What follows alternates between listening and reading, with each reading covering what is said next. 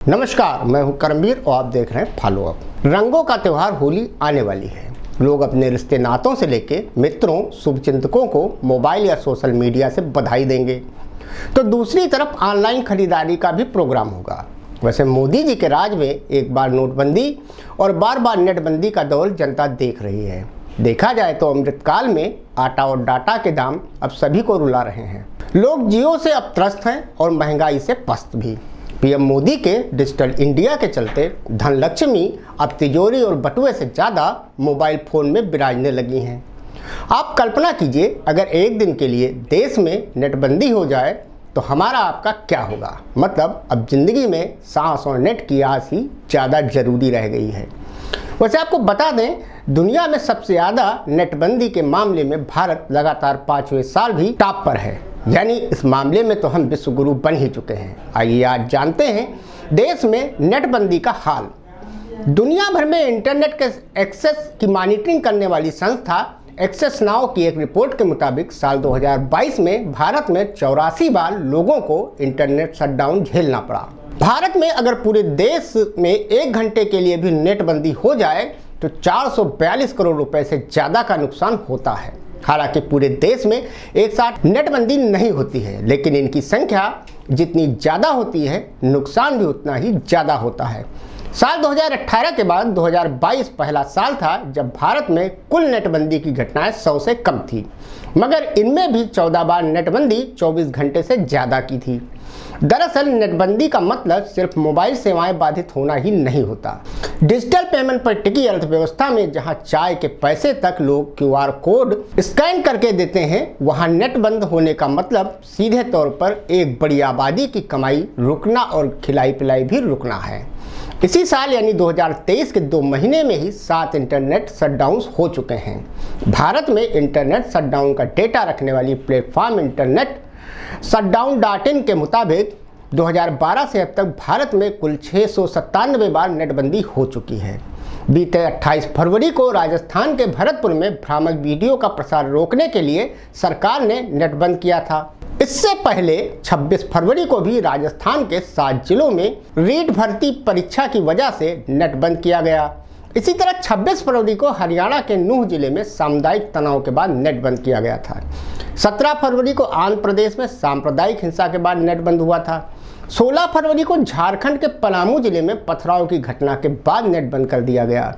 8 फरवरी को बिहार के सारण जिले में मैसेज ट्रांसमिशन रोकने के लिए नेट बंद किया गया। भारत में इंटरनेट से जो सबसे महत्वपूर्ण चीज़ जुड़ी है वो है डिजिटल पेमेंट। साल 2016 में नोटबंदी के बाद मोदी सरकार ने डिजिटल पेमेंट को बढ़ावा देना शुरू किया।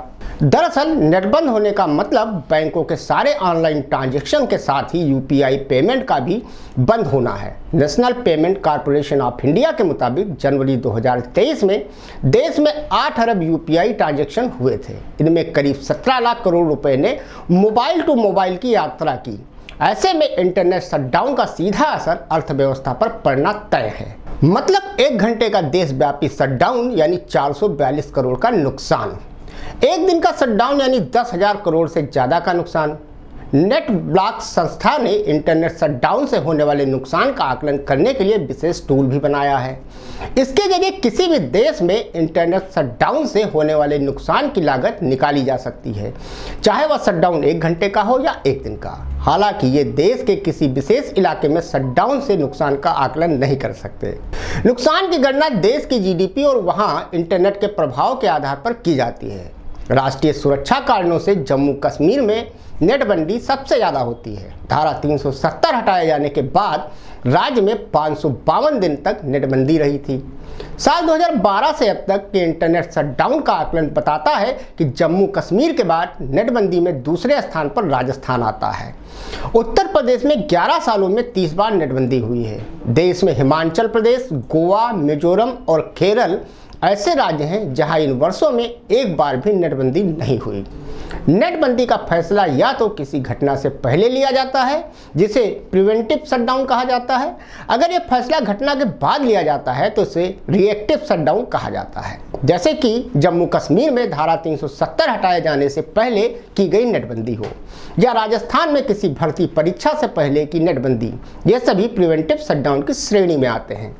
वहीं अरुणाचल से लेकर राजस्थान के भरतपुर तक सामुदायिक हिंसा की घटनाओं के बाद भी की गई नेटबंदी रिएक्टिव शटडाउन की श्रेणी में आते हैं। वैसे भारत में साल 2017 से इंटरनेट शटडाउन की संख्या ज्यादा बढ़ी है और इनमें प्रिवेंटिव शटडाउन ज्यादा हैं।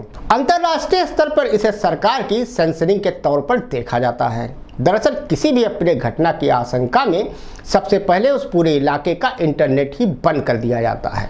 साल 2017 से 2022 के बीच 200 बार नेटबंदी की ऐसी घटनाएं हुई हैं जिनमें सरकारों ने यह स्पष्ट नहीं किया है कि शटडाउन कितनी देर का था।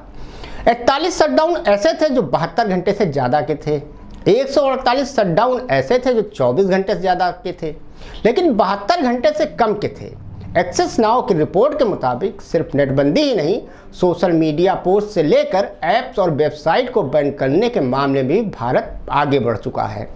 साल 2015 से 2022 के बीच सरकार ने 55,660 टेक डाउन ऑर्डर्स दिए हैं। इन टेक डाउन्स में सोशल मीडिया पोस्ट हटाना, वेबसाइट बैन करना और ऐप्स को बैन करना शामिल है। धन्यवाद।